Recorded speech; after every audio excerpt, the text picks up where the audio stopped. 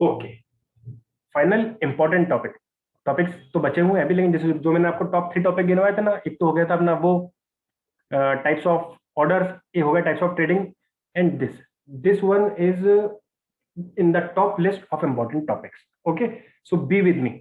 Are you guys with me? Are you there? फटाफट Yes, sir. Hand raise करके बताएं कौन Yes, कौन मेरे sir. साथ है। Yes sir. Yes, sir. Yes sir. Okay, और कौन कौन सो चुका है जल्दी से हाथ खड़े करके बताएं कौन कौन सो चुका है।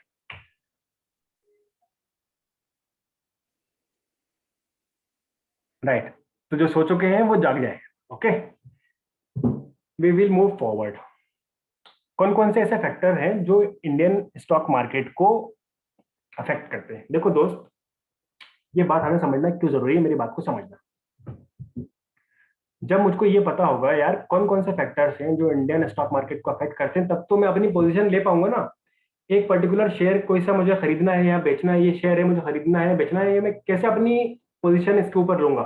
जब मुझे पता होगा यार ये न्यूज आई, या ये डिसीजन लिया, या ये पॉलिसी आई, या बजट के अंदर ये प्रावधान नया प्रावधान आया, अब मुझे पता चलेगा ये फैक्टर इस पॉइंट पे अफेक्ट करेगा, तब तो मैं अपनी पोजीशन होल्ड कर पाऊंगा। तो इसलिए ये पॉइंट हमारे लिए बहुत इंपॉर्टेंट बन जाता है। तो सबसे पहला फैक्टर क्या है जो इंडियन स्टॉक मार्केट को अफेक्ट करता है, और सबसे पहला फैक्टर जो हमको हमारे स्टॉक मार्केट को अफेक्ट करता है वो है न्यूज। बुल मार्केट के अंदर यही चलता है, न्यूज देखकर लोग पैसा इन्वेस्ट कर देते हैं, स्टॉक प्राइस बढ़ जाती है और वो एग्जिट कर जाते हैं। Government policy. Exactly government policy अभी हम आएंगे, उसके ऊपर भी आएंगे, गवर्नमेंट पॉलिसी के ऊपर भी हम आएंगे। सो border situations. right, exactly there are so many factors which we will be discussing in next slide. First factor I have taken as risky, news based trading which is risky. Why it is risky? देखो दोस्त, मेरे पास explain करने के लिए बहुत कुछ है news based trading के अंदर, लेकिन एक एग्जांपल से मैं आपको अपनी बात समझाना चाहूंगा। देखो, एक साल पहले एक न्यूज आई। क्या न्यूज आई? न्यूज आई कि भाई गूगल आइडिया के अंदर अपना 5% शेयर परचेज करना चाह रहा है। राइट, आइडिया की शेयर प्राइस जो गिरी 3-4 रुपए के ऊपर टहल रही थी। ये देखिए 3-4 रुपए के ऊपर ये टहल रही थी 2020 के अंदर मार्च में। जैसे ये न्यूज आई कि गूगल आइडिया के अंदर अपना 5% स्टेक लेना चाहता है। अब गूगल तो गूगल है, तो प्राइस स्टार्टेड टू राइज 3 रुपए से 4 रुपए, 5 रुपए, 6 रुपए, 7 रुपए, 8 रुपए, 13 रुपए 65 पैसे तक वो अपनी प्राइस आइडिया की पहुंच गई। अब ये न्यूज सुन के जिसने इन्वेस्ट करा, सपोज 12 रुपए पे शेयर होल्ड कर लिया, 13 रुपए के शेयर पे शेयर होल्ड कर लिया, अब कुछ दिन बाद पता क्या चला साहब, ये न्यूज जो थी ये फेक थी। What my point? अब क्या हुआ, जैसे ही पता चला तो ये मार्केट गिरना शुरू हो गया, आइडिया का प्राइस गिरना शुरू हो गया।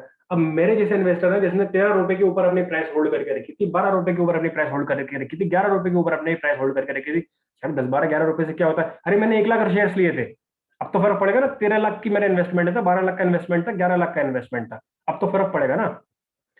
13 लाख रुपए के ऊपर मैंने अपनी पोजीशन होल्ड करके रखी थी, आज ये शेयर हो गया 8 रुपए 35 पैसे के ऊपर।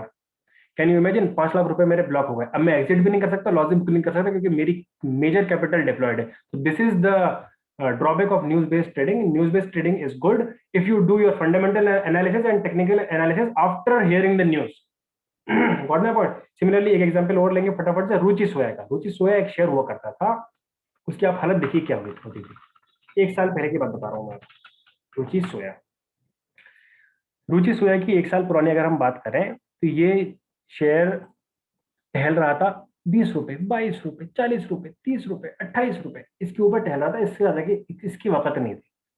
बाबा रामदेव ने इसके ऊपर अपना हाथ रख दिया। बाबा रामदेव जी ने क्या बोला? 99% शेयर परचेज कर लूंगा मैं इसकी, बस ये बोलना था उनका। अब आप देखिए शेयर की प्राइस कहां टच कर गई, टुगड़ुक टुगड़ुक टुगड़ुक टुगड़ुक टुगड़ुक टुगड़ुक टुगड़ुक टुगड़ुक, ये पहुंच गई कहां पर? 1519 रुपए के ऊपर ये शेयर प्राइस जाके रुकी। I am not saying Baba Ramdev ने शेयर परचेज नहीं करे, उन्होंने 99% इसके अंदर अपना स्टेक होल्ड कर लिया, लेकिन क्या इसकी बुक वैल्यू इतनी थी? क्या ये स्टेबिलिटी इतनी मेंटेन करके रख सकता था? मैंने 1519 रुपए के ऊपर शेयर बाय कर लिया, ये 1400 पे कर लिया, 1300 पे कर लिया, 1200 पे कर लिया, 1100 पे कर लिया, मैंने अपनी पोजीशन होल्ड कर ली। अब आज के टाइम पे आप इसकी प्राइस देख रहे हैं 686 रुपए, इसी के आसपास चल रहा है 600 700 600 700 रुपए के ऊपर। अब जिस इन्वेस्टर ने 1100 रुपए के ऊपर अपनी पोजीशन होल्ड कर ली, उसका तो काम लग गया, उसकी तो लाखों रुपए ब्लॉक हो गए। अब एग्जिट भी नहीं कर सकता क्योंकि लॉस बुक नहीं कर सकता इतना बड़ा। तो दिस इज द क्योंकि इन्वेस्टर ने एनालिसिस नहीं करा कि ये शेयर प्राइस कहां पर आगे स्टेबल होगी, और जिसने पोजीशन होल्ड कर ली थी हायर स्टॉक प्राइस के ऊपर वो लटक गया। देखो दोस्त, और वैसे भी आपको न्यूज बेस्ड रिस्क का हम एडवाइस इसलिए नहीं करते क्योंकि आपको क्या लगता है हमारे देश की जो मीडिया है उसकी रैंकिंग रैंकिंग 142वें नंबर पर आती है देश की, out of the world. World के अंदर 142वें नंबर की मीडिया है हमारे देश की, और आपको क्या लगता है वो आप तक सही सही खबर पहुंचाएंगे? सवाल ही नहीं उठता।